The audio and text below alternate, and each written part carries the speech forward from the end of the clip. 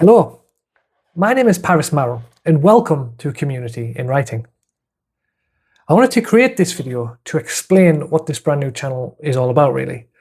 And I want to start at the very beginning of the video with a disclaimer in which this video isn't going to be in and of itself an exact representation of the content that's going to be posted in future on the channel, more an explicit explanation or exposition, if you will, of what I want the channel to do, the direction I hope it takes, the overall ethos of the channel, how it differs to other YouTube channels, and who I believe are the target audience for the channel. So if you're looking at this video and you have any reservations about the channel at face value, and you think that this channel might not be for you, give this video a watch. And if you still, with the explanations and information in mind, don't think that this channel is going to be for you, I completely understand. So, getting into the channel. The reason I've started it is to create a community that is going to be for anyone that's interested in writing. And I know it may seem disingenuous to say that the channel's for everybody because, I mean, of course, everybody is welcome, but I am cognizant that not everybody is going to enjoy or resonate with the channel. So who's the channel for, really, if we're saying everybody?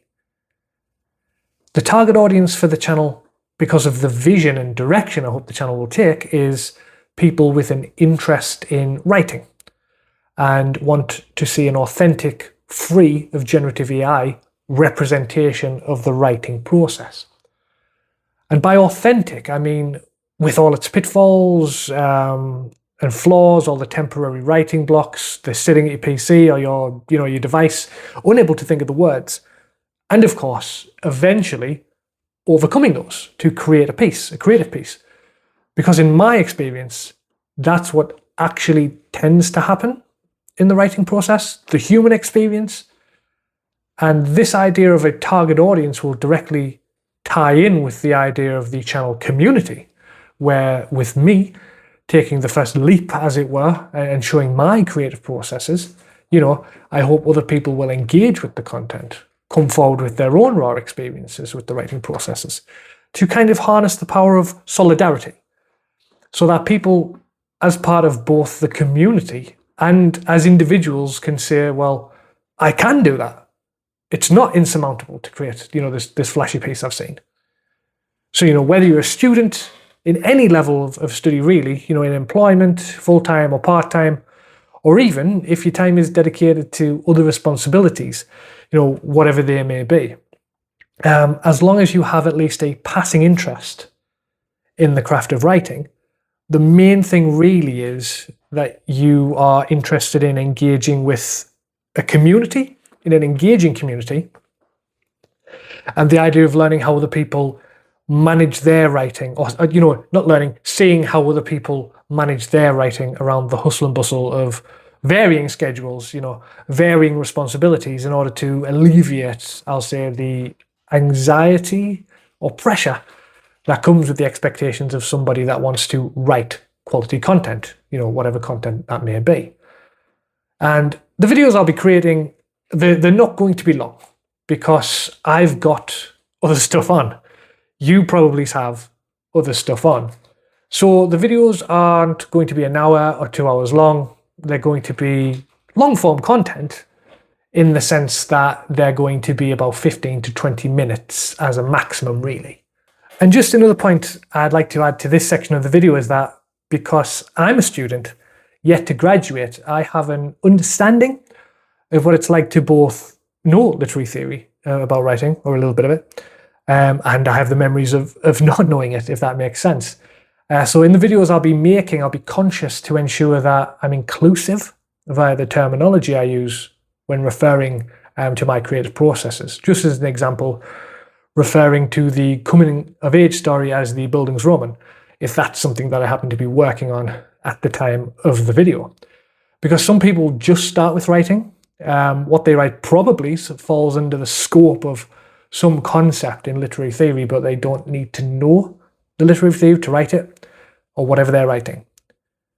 So why this channel? So there are other channels on YouTube that, go into the creative process and how people go through the creative process and the methods that they use. This isn't a tutorial channel.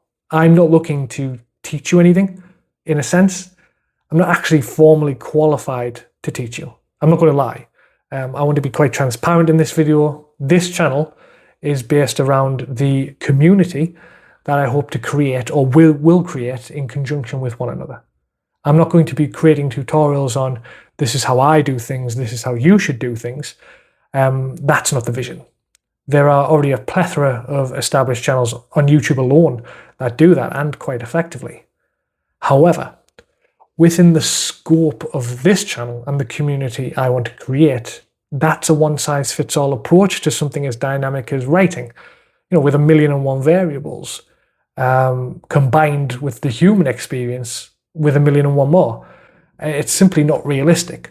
The way I'm going to be creating the content on this channel is I'm going to show you my creative process, not to tell you that's what you should do, but how it works around the restrictions and responsibilities of my life that, of course, I will share to encourage other people to come forward, share their processes and how they manage their own writing around their real lives, so that people can have an understanding of what goes into what would eventually be the final product you might see on a literary YouTube or a literary TikTok, for example. A lot of writing TikToks I see are pieces of creative work that are really good, but without that creative process, or should I say that raw creative process, overcoming the everyday to get to the final piece, I think it can create a barrier for aspiring or even struggling writers. Seeing a final product that you would aspire to create without seeing a true reflection of the bumps in the road in between can make it seem like getting to that final product seem insurmountable. Seeing somebody else's creative process that you can relate to, I feel, creates a level of solidarity to the point where you say, okay, I could do that. It's okay to have other stuff on. It's okay to have other responsibilities. I just needed to see it. And this is why I'm going to kind of take a step forward with the next video, show my processes with all its pitfalls and mental blocks, and how I manage that around my own health and responsibilities, for example, because I feel it would be unfair to have this community vision, create this channel, and not be the first to take that step, to take that leap.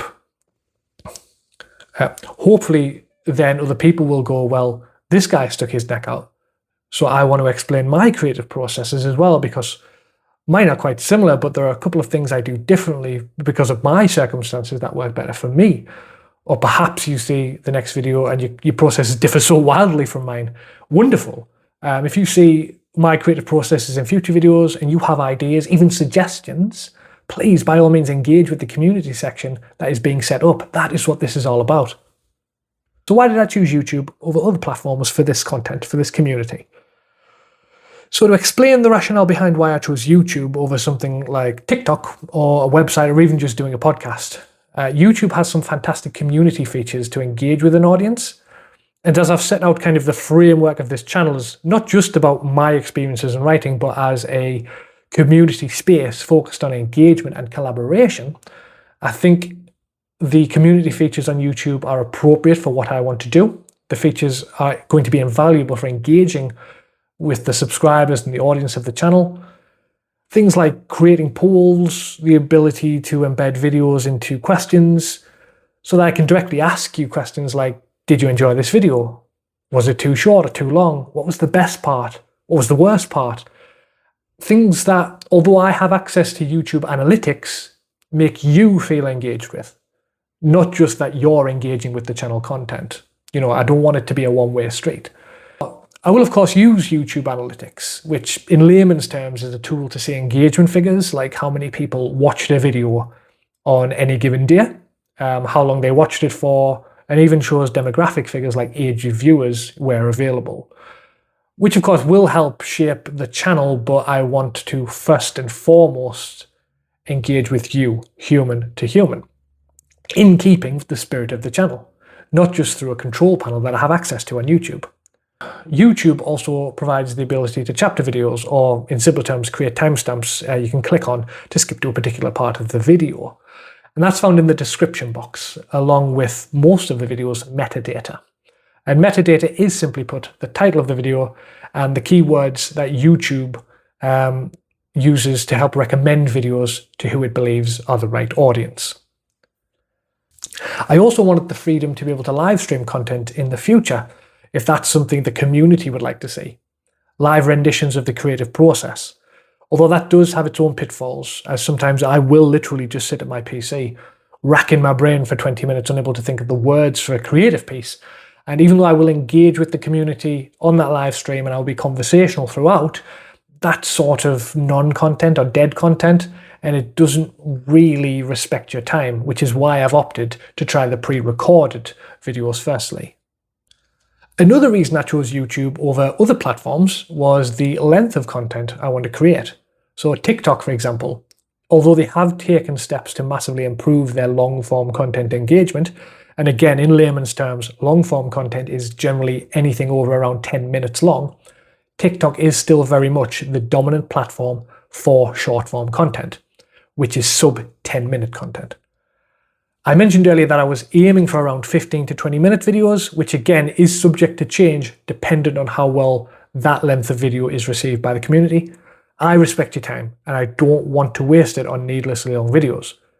I also have my own time and my own things going on, which is why, as I mentioned earlier in the video, that I'll be uploading about once a week. But with all that considered, the channel will react to, and in a sense, be shaped by the community going forward regarding these elements.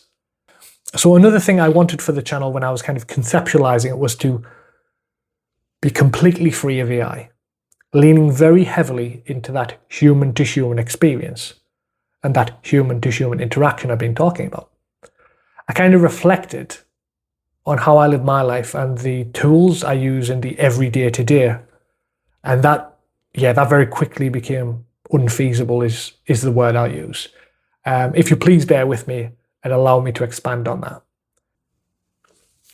I readjusted that standpoint to where I don't want generative AI. I don't want people coming in with prompts and saying, I thought really hard and it took me 20 minutes to think of the perfect prompt to create a 50,000 word novel through ChatGPT. That's not something I want. That's not something that I think is good for the community. Because yes, a lot of people don't have the time, but a lot of people also put in the manual work in the creative process, the thought processes and the stresses of trying to create a creative piece around your real life. I think generative AI sets a terrible example, and in the creative industries, in the humanities, I think it detracts from everything I stand for and kind of everything the creative process stands for, really. And is in direct opposition, in fact, with the ethos of this channel. And this might be a controversial, standpoint, but this is my standpoint. And I want to be honest with you, I did say that at the beginning of the video, I wanted to be transparent, but generative AI, I don't really want that here on the channel or anywhere in the creative industries, really. Other forms of AI, however, again, with that initial standpoint I held, I kind of had to take a step back from that because they're seemingly unavoidable. You Google something and that's a form of AI. It's not generative, I don't believe. The YouTube algorithm that probably showed you this video, that's a form of AI. The little green light on this lavalier microphone, that is currently cancelling a lot of the noise in this apartment. That's a form of AI. So I'm confident that my anti-AI standpoint was perhaps a bit too overzealous in the initial conceptualization and creation of the channel, and reflecting, yes, I think some forms of AI are kind of unavoidable. Generative AI, however, I'm going to take a hard standpoint on that and say I don't want that on the channel, with very few exceptions. Closed captions, accessibility. But even with the closed captions in mind that YouTube generates, because they're an accessibility feature, I am going to go over them manually and ensure that they are correct word for word, so that, to be inclusive. So that is the overarching explanation of what this channel is all about, who I think will benefit the most from the channel, and kind of the ethos surrounding it as well. So thank you so much for watching. If you got this far in the video, I hope I have convinced you that I've set about creating something you'll want to be a part of. And if you do, it would be fantastic if you could engage with the channel through subscribing and liking this video.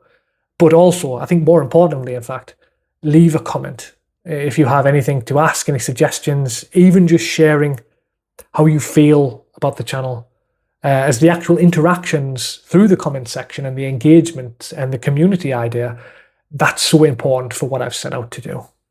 Thank you so much for watching. Goodbye.